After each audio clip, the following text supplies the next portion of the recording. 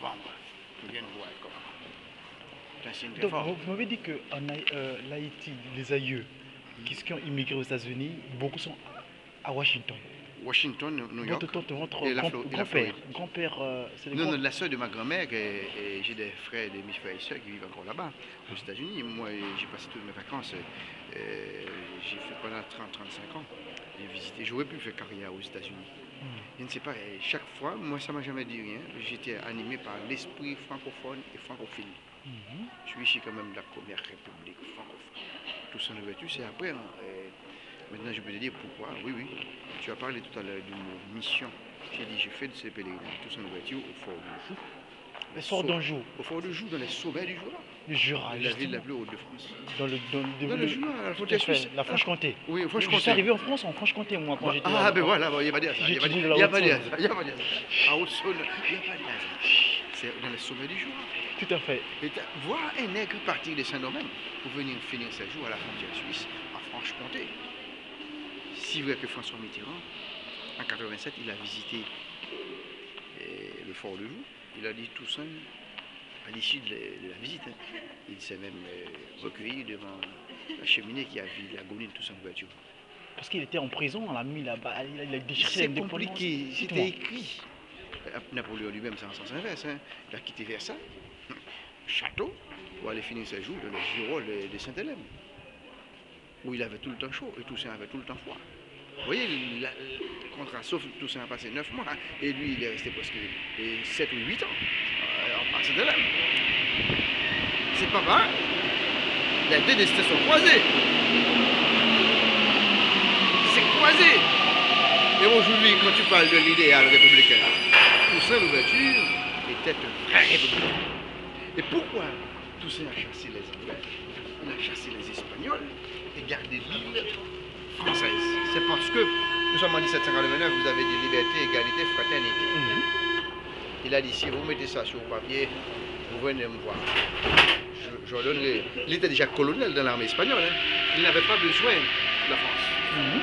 Et comme vous avez dit liberté, égalité, fraternité, il vous a demandé de mettre ça sur papier. 2 ans après, n'ayant rien vu venir, il a dit c'est au nègre. La révolte de Saint-Domingue, 91, 89-91. Et puis là, on a dépêché comme les émissaires Santonax. Santonax a dit oui, c'est l'abolition immédiate. Il a dit non, vous n'avez aucun pouvoir. Vous n'êtes qu'un émissaire. Allez demander à la Convention de voter tout ça et vous venez me voir. Santonax est retourné ici. Le 4 février, la Convention a voté l'abolition de l'esclavage. Et puis Toussaint a fait le revirement. Il a gardé Saint-Domingue française. Les 2 îles réunies, c'est pas seulement Haïti, les 2 îles Saint-Domingue. Et puis 1802, Napoléon voulait rétablir tout ça. Il a senti venir le vent. Il a fait la Constitution de 1801. Quand tu m'as dit que ta fille est née en 1801, oui, le bicentenaire de cette première Constitution. Mon fils est né au photo comme Merlin, ouais. 30 ans. Oui, et puis 1801, et tu vas voir, je n'ai pas donné ces photos, je t'ai montré les photos après. Cette constitution de 1801, c'est la première constitution de son ouverture. Première constitution nègre. Je t'invite à revisiter. Le terme nègre, il faut qu'on nous le rebaptisons parce que dans nègre, il y a négrité, objet de valeur, c'est plutôt africaine. Oui, oui, mais africaine, on est livré capable. Oui, on est capable. Alors moi je suis un afro-caribéen. Voilà, à l'Afrique. J'ai même plus loin que toi. J'ai dit à mes enfants qui sont nés ici, vous êtes des afro-européens, n'ayez pas peur de dire ça. Papa, j'ai dit oui, mais s'ils disent afro-américain, pourquoi vous ne dites pas afro-européen? L'Europe doit se donner bonne conscience tôt ou tard. Mais ne rentrons pas dans les débats franco-français. C'est là, il faut ouvrir l'angle. Et quand vous ouvrez l'angle, il n'y a plus personne. Je vais vous donner un exemple simple. Et puis là, j'ai pris le soin. C'est ce qui m'a amené, c'est le sens de ma vie, ce pèlerinage. L'État m'a appris. Et je n'ai plus le droit de parler, mais mes enfants qui sont nés ici, je leur dis non, n'ayez aucune crainte. L'avenir vous appartient à une seule et unique condition que vous avez l'impact à réfléchir. Et vous avez dit tout à l'heure par rapport au voyage de George Bush en Afrique. Oui, il est en a Afrique. commencé par le Benin. Du 15 au 16, il est au Bénin aujourd'hui. Après, il ira au Libéria. Tanzanie. Tanzanie, je crois que c'est sa dernière étape même. Et puis Ghana. Ouganda aussi. Et puis j'oublie, il visitera, mais il dit adieu à l'Afrique. Il fait ça du 15 au 21. Mais moi, je voulais, parce que je travaille avec Alada, parce que je suis en train de faire le trépied entre Alada, Henry et Ponta, Chapeau de Fou. Le trépied de tout ça, vois-tu. On nous a dit qu'il partait d'Alada. Mais quand j'ai vu, c'est beaucoup plus qu'Alada, hein, c'est Adjatado. Vous remontez le Togo en sens inverse pour arriver à Alada. Ces gens ont remonté toute la vallée du Nil. Il n'est pas arrivé comme ça là. Ce sont des gens qui ont remonté la vallée du Nil pour aller partout. Ils construisaient des royaumes. Ce qui explique tout son ouverture, même n'étant pas lui-même architecte d'un royaume sur le plan physique, il a fini sa vie dans un château au fond du Nil. C'est une histoire. Ces gens partaient vraiment. Le royaume Congo. Vous avez compris? Le royaume Congo. Non, mais franchement, le prénom c'est Papa Désiré. Non, mon prénom c'est Henri avec un Y. Henri. Alors, c'est un peu paradoxal, hein. Et normalement, le Henri français c'est avec un I. Très jeune, mon papa m'avait dit non, ça vous vient de dire Haïti n'a eu qu'un roi. Le roi Henri Christophe. C'est un lieutenant de son voiture. Hein. C'est lui qui a dit je remettrai la ville du Cap que lorsqu'elle soit réduite ensemble. Et que même sur les 100, je dois pouvoir combattre. Mon épouse, ma femme, Wabazolele, elle est de Port-au-Prince. Elle est à l'âge de 10, elle est arrivée en France à l'âge de 10 ans. Donc sa mère, elle est là-bas, sa soeur, son frère aussi, ses sœurs. Et nous avons établi le pont, parce que j'ai toujours dit, le premier né, je l'ai appelé, parce que dans Haïti, papa c'est moi qui mangue, mon père spirituel, Dieu le Saint-Esprit, m'a dit, il est le révélateur sur ces choses. Et dans Haïti, pour le pays à avoir demandé la dépendance physique, non, après. Il a combattu au sacrifice du sang, voilà. Et qu'on nous a fait payer maintenant par le sacrifice pécunier, puisque Jean-Pierre Boyer, vous savez, la France, pour dédommager les colons, ne nous a pas reconnus. Pendant 25 ans, notre indépendance n'a pas été reconnue. 1804 et 1845, 1825. Donc on nous a obligés à payer 90 millions de francs. Or, la décadence de notre pays commence de là. Ce sont les petits paysans pendant tout le XVIIIe siècle. On nous a prêté cette somme pour nous permettre de commercialiser. C'était le prix à payer. Soi-disant, on avait incendié la plantation des colons. Il fallait les dédommager. Ce qu'on a pris ce qui a été payé par le sang, on nous a obligé à le payer encore. Et quand on a des imposteurs par-ci par-là, et réclamant à tort et à travers, réparation. Quelle réparation? Quelqu'un qui a tué ton père, au nom de quoi? Qu'est-ce qu'il peut te ramener? Qui a bafoué ta dignité d'homme, qu'est-ce qui peut te ramener en réparation sur le plan moral? La seule réparation, oui, c'est devoir, droit à la mémoire et devoir à la mémoire. Saisissez. C'est ce qu'il nous faut aujourd'hui. C'est ça. Les gens, ils comprennent pas. Et donc, je disais que dans Haïti, papa m'a fait une révélation selon laquelle puisque je joue sur les acronymes, pour moi les lettres ont une signification et les voyelles. Alors du coup, dans H humain d'Afrique, immigré par la traite impérialiste. C'est une traite impérialiste, ils sont venus d'une manière imposée, impériale. Ils nous ont pris, ils nous ont validés. Mais comme nous disons toujours, c'était l'égarement de nos aïeux.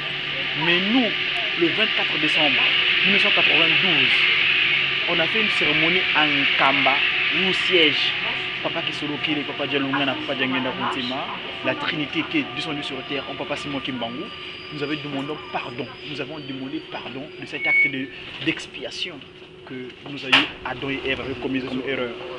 Vous voyez? Donc, suite à cela, eh ben, il y a beaucoup de choses qui sont débloquées. Beaucoup de choses sont débloquées et finalement, on a pu, aujourd'hui, tel que nous voyons, moi en 99, vers la transition entre 99 et 2000, Papa Simon Kimbangu, quand il m'est apparu ici en France, j'habitais au 29 avec Léon Blum, à Corbeil-Essonne. Quand j'ai dit que le lendemain matin, je me suis retrouvé au palais de l'Élysée, en train de remettre une lettre en disant que nous, on are free on weekend. On n'a pas besoin de vos spiritualités pour pouvoir bien faire les choses. On a nos aïeux. Papa Simon Kimbang en particulier, l'esprit de vérité, qui dit vrai, qui nous a donné tout ce qui nous manquait. Il est venu, il a pris cette pigmentation parce que vous, on est les pères de toutes les autres sur Terre. Oui. L'Afrique est le berceau de l'humanité. Oui. Oui. Oui. Je peux vous dire une chose. Ce que j'ai appris à travers ce pays, j'avais demandé 10 ans. 2010, nous fêtons notre 10e anniversaire. Comment nous sommes arrivés là? Je dis, je n'ai pas pu faire carrière. Donc, comme j'ai mon frère qui est dans les politiques, qui habite Union, à Tagayé, je pense qu'avoir je donne un sens à ma vie. Et si on m'avait dit, j'allais avoir ce état et puis le voir avec moi, les gens, tant que l'œuvre ouverturienne n'a pas été comprise, n'a pas été théologisée, il a dit bien qu'il était le premier des mots. Mais j'ai dit, en haut, oui, il a compris le système, il l'a défini. Aujourd'hui, nous devons avoir une lecture sans passion, objective de cette société de 1789. Une république qui a menti à elle-même. La révolution. Je vous dis, tout ça, le Vertu disait, la République, monsieur républicain, la République n'a pas de couleur. La couleur de ma peau ne va pas si bien empêcher de servir la République en tant que général.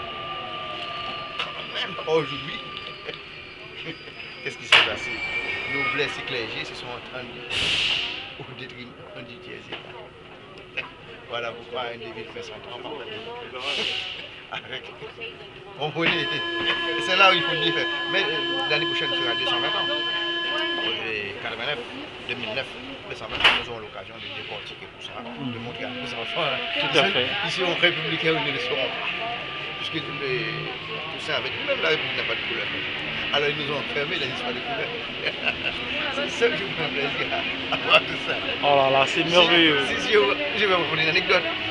Mon fils était en troisième, on a voulu l'orienter. J'ai dit, vous êtes des imposteurs. Napoléon n'avait pas de baccalauréat. Il a créé un premier obstacle, contrôler l'administration.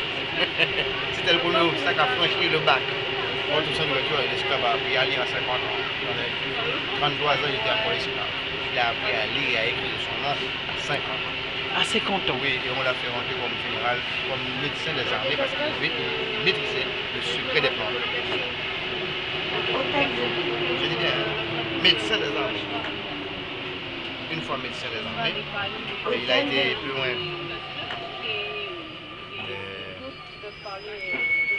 Lors du bicentenaire de son ouverture, 2003, nous avons assisté à canicule. Tout à fait. 15 minutes. Quand Papa Bellagio était ici en 2003, ouais.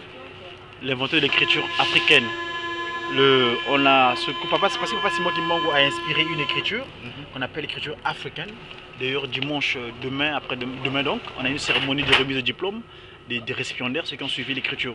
Donc sur ma carte d'invitation, j'ai mis que j'enseigne une graphie, la graphie africaine, c'est-à-dire cette graphie qui permet que l'humanité soit complète. Le créateur de la terre a disposé un quart du savoir, du bien-être humain. Mais le 3 quarts restant, il avait dit, il va le disposer dans la graphie qu'il vient de révéler. Et bien cette graphie-là, c'est l'écriture africaine. Tu connais Capet de Bana? Moi, j'ai envie de dire de cela.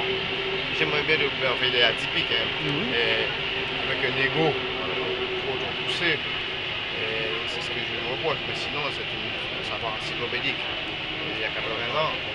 Et même mon ami, c'est Godwin Tété, à Diallo. Donc je travaille très bien avec Godwin qui a Châtelet. Je travaille très bien avec Godwin Tété. Il est né en 28, là il est parti fêter ses 80 ans à Agoué, une petite ville entre Togo et Bénin, que Georges Bush doit franchir. Mais nous aurons, je t'appellerai. C'est un plaisir. C'est un plaisir. À très bientôt. C'est moi, Anna, et moi, David, là. Papa qui dit. On se verra, papa. Ok. Allez, on s'appelle, hein. À très bientôt.